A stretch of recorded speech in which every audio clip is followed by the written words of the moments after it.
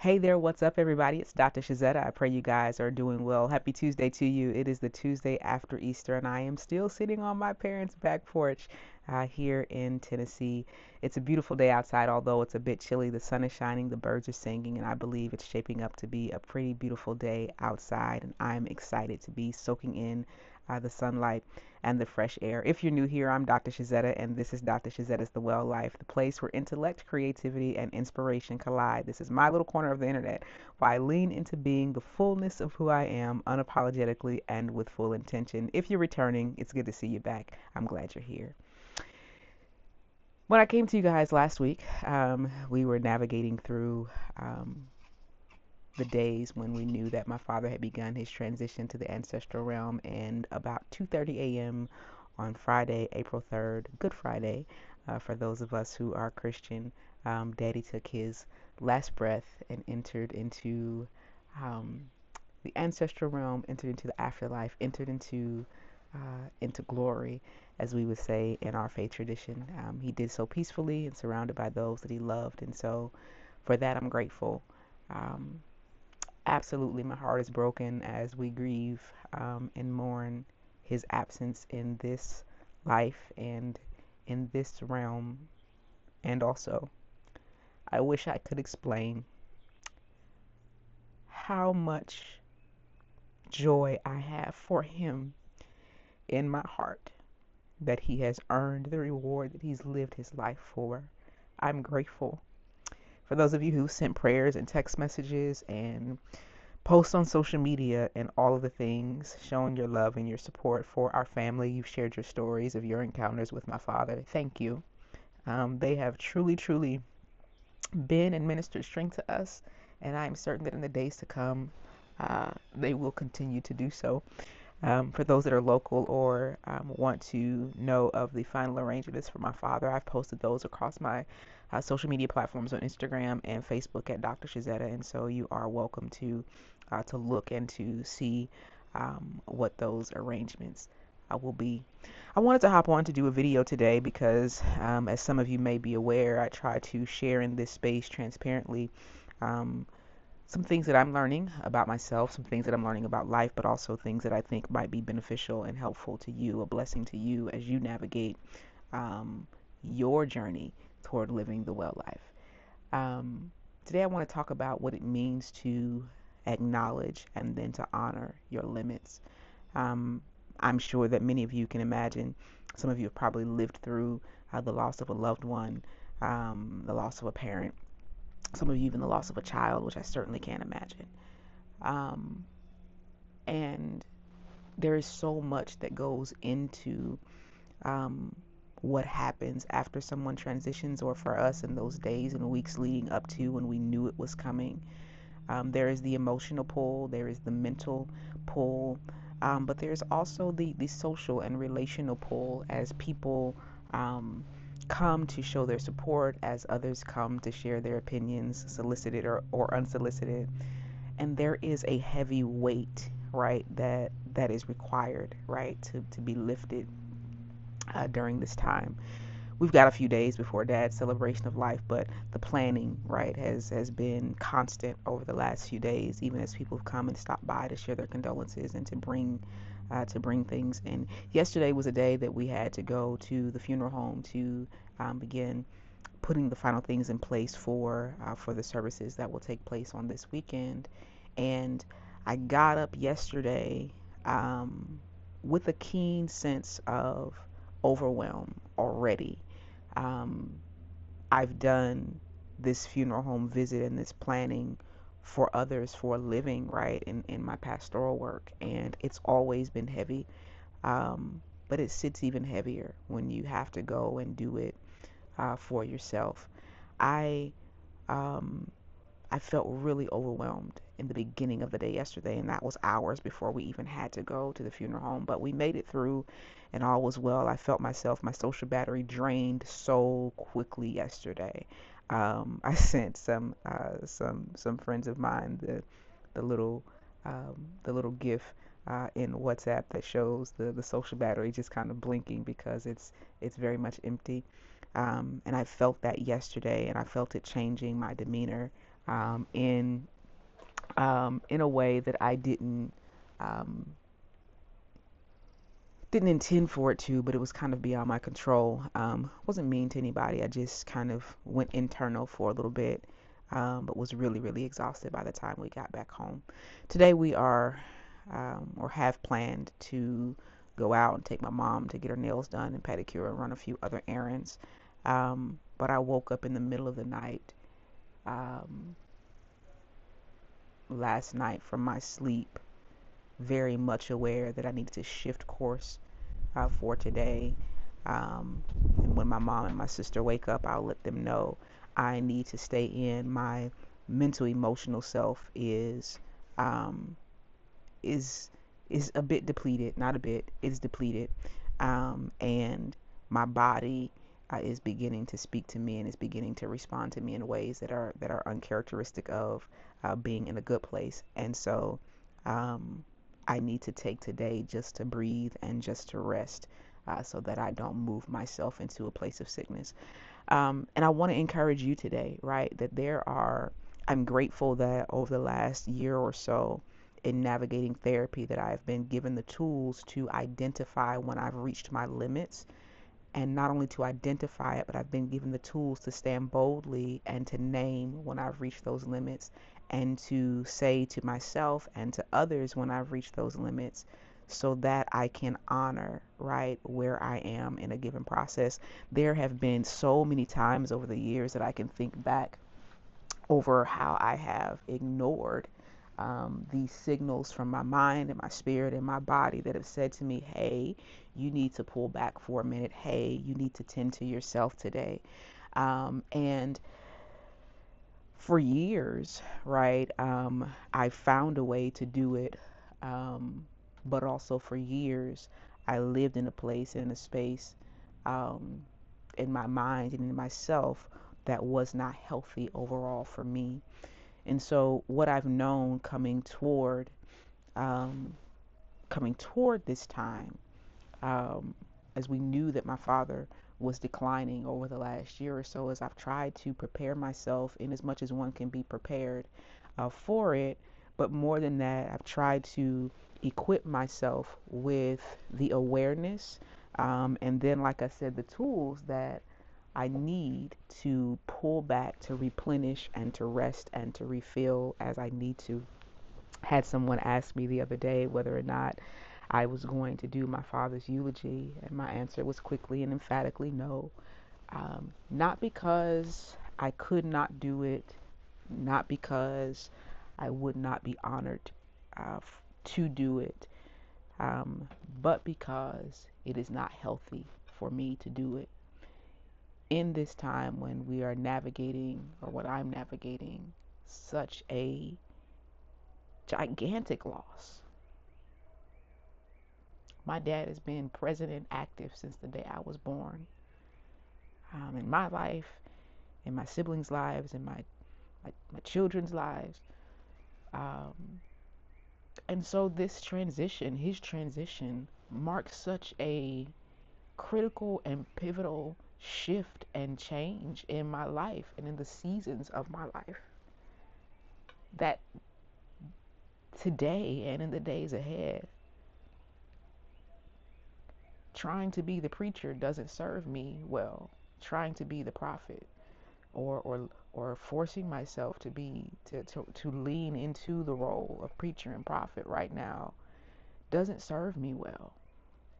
I need time to process as a daughter.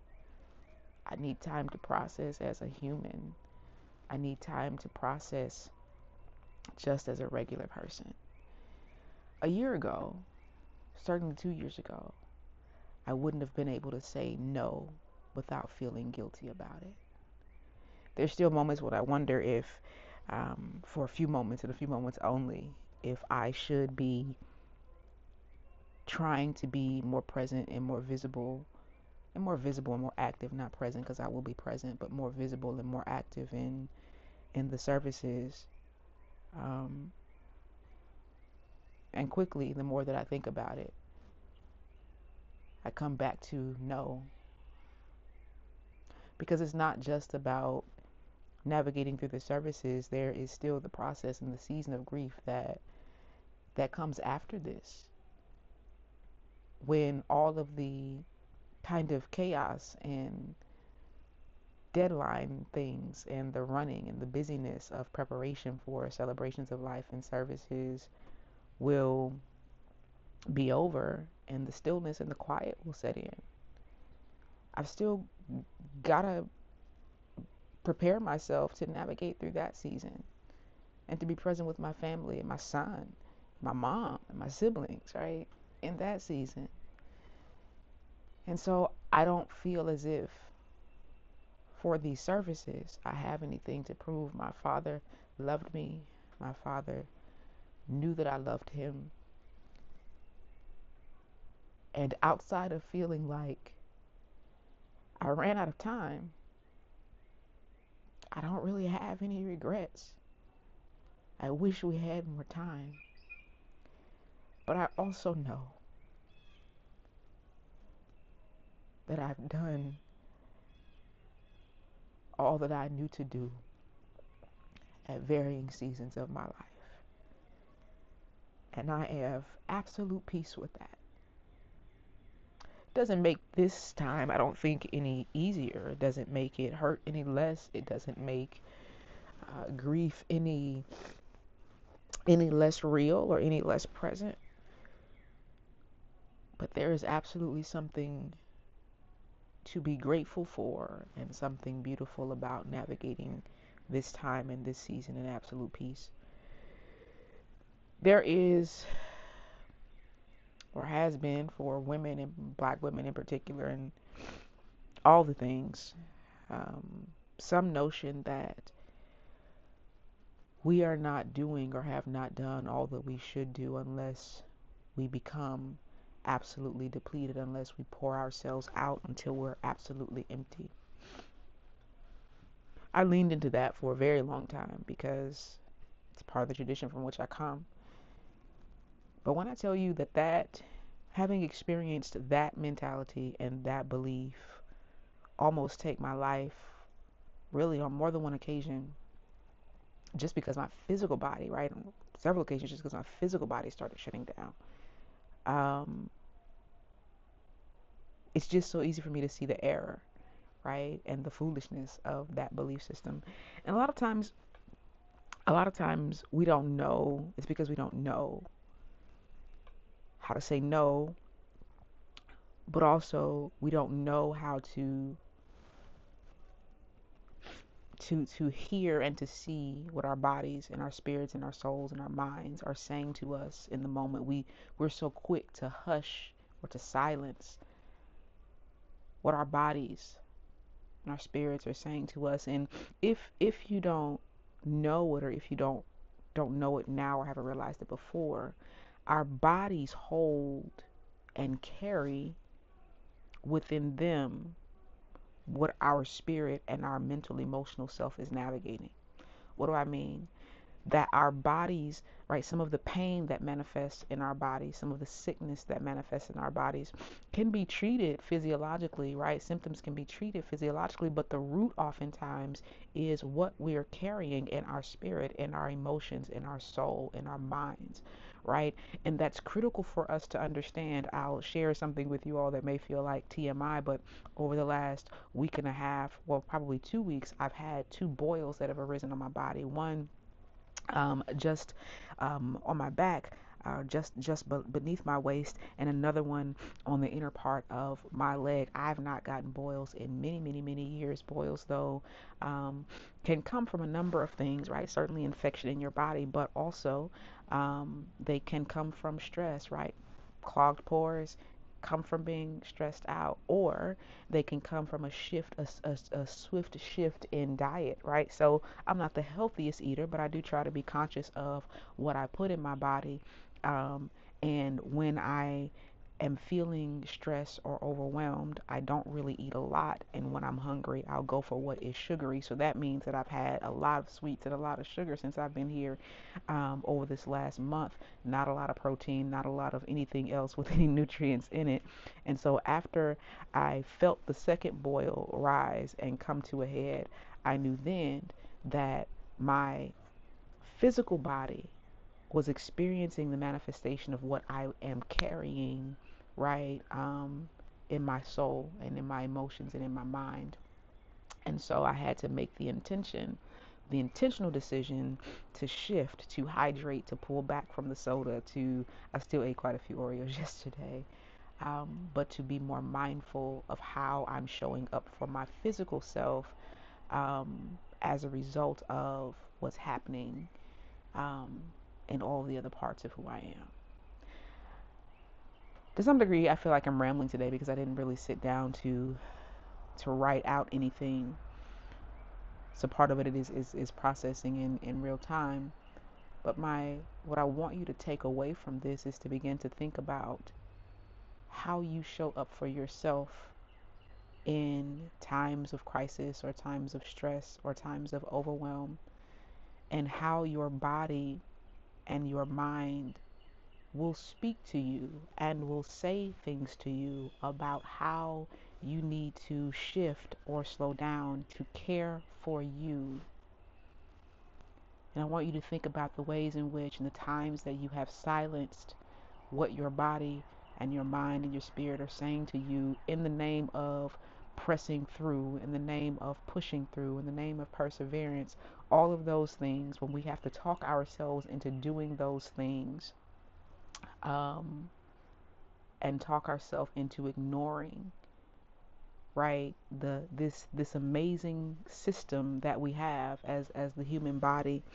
um, when you have to do that and push past and ignore, right, pain and sickness and exhaustion and hydration and all of those things, then you're probably not making the most healthy decision for you. Today, I want you to think about how you can acknowledge your limits and then honor them. Because honoring your limits, despite what anybody else says to you, is absolutely honorable. And a little bit here, when my sister and my mom wake up, I'll let them know that I need to stay in today. Either I tend to my body and my spirit today, or I'll end up sick in a couple of days. And well, sickness sucks, especially when it's something that you can prevent. I am committed to continuing to process through this time, and this season with you all, and certainly invite you to come along for the journey. Some days it'll seem more structured, other days it'll simply be just me chatting over a cup of coffee as I continue journeying toward what I believe is and can be the well life, as I continue looking toward who it is that I am, and more than that, who it is I hope to be. My father leaves an amazing legacy, and as I navigate into the birthing of a new season as he has transitioned, I'm looking forward to legacy building on my own. Not a legacy built on exhaustion, not a legacy built on trying to live up to other people's expectations, not a legacy that's built on ignoring the fullness of who I am, not a legacy that's built on walking away from my hopes and my dreams, not a legacy that's built on neglecting my family or neglecting the call on my life, but a legacy that believes that I can be well in my life, that I can do things well in my life, and that when I or others are empty, that my life will be a well from which others can draw. Listen, I love you. If you're interested in being around and being a part of this community, I hope you hit the subscribe button and the notification bell so you know when I upload new content. I love you all. I appreciate you. And I'll talk to you real soon. Take care now.